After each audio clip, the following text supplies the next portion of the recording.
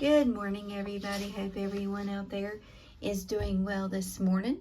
Today I want to share with you all another devotional. It is called How Eagerly and Enthusiastically Do You Pursue God? This devotional is about godliness.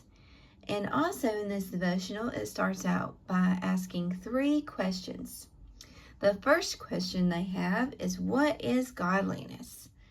The second question is, what is the difference between godliness and ungodliness?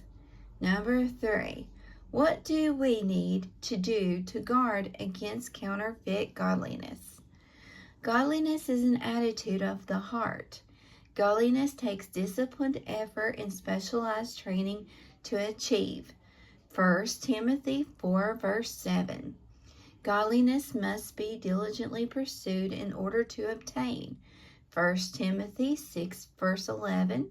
Godly people do not become godly by taking a pill, getting a shot, or being born with a godly gene. They had to work at it, and so do you and I. A number of times in the scripture, the word used for godly has the root theos and refers to a God-likeness. 2 Corinthians chapter 1 verse 12, 2 Corinthians 7 verses 9 through 11, and 1 Timothy 1 verse 4.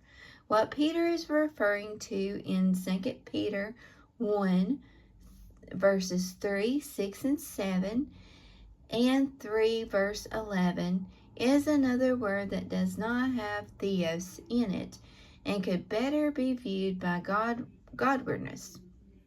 Adam Clarke calls godliness a pity toward God, a deep reverential religious fear which involves admiring, loving, and magnifying Him in the heart. Peter seems to be emphasizing a committed, devoted to God Himself, which is evidenced by a deep and diligent study of God. Peter mentions this 6 times.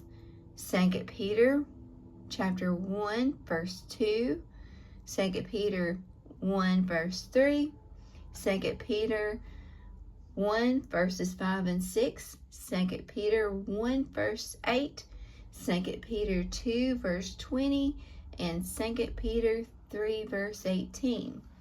Godliness seems to stem from a combination of fear and love, a reverential respect for God's holiness, and a love motivated by God's mercy, God's love, and God's grace. True godliness is a constant and consistent pursuit of God. Ungodly people pursue pleasure, but not God. Ungodliness is very visible in language, entertainment, and lifestyle. Ungodliness is characterized by those who have no fear of God, no respect for men, and no fear of eternal judgment. Sad to say, the fleshly desires that most pursue resemble those of simple barnyard animals, or, as the book of Jude calls them, brute beasts. Jude 10. Now keep in mind, there is a counterfeit godliness. Paul mentions 2 types of imitation godliness. First is in 2 Timothy 3 verses 1 through 5. Paul refers to those who love themselves, are unthankful, unholy, and disobedient to parents.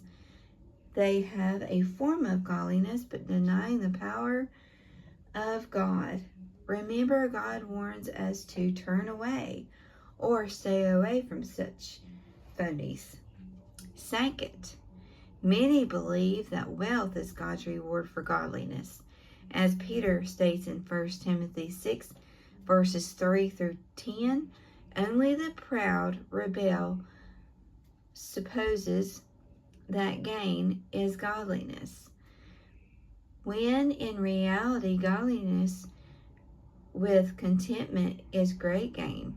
Regarding both counterfeits, Paul says, "From such turn away and from such withdraw thyself.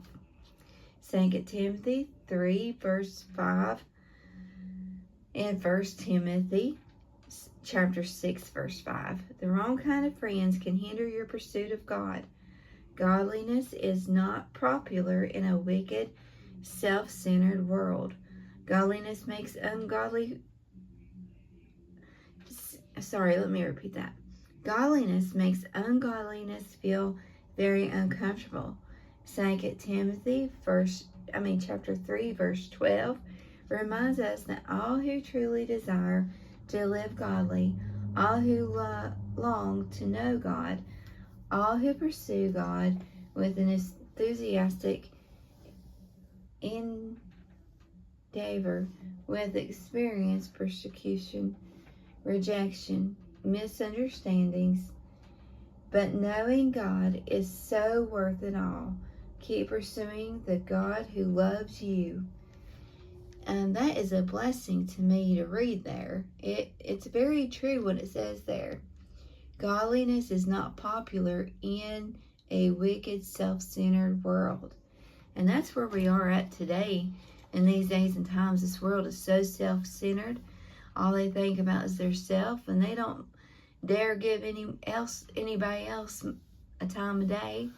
And that's not the way a Christian should be. So that's our heart's desire, is not to be like that and to be different from the world. I hope y'all enjoyed the reading today of this devotional. I hope y'all enjoyed it, and may God richly bless y'all.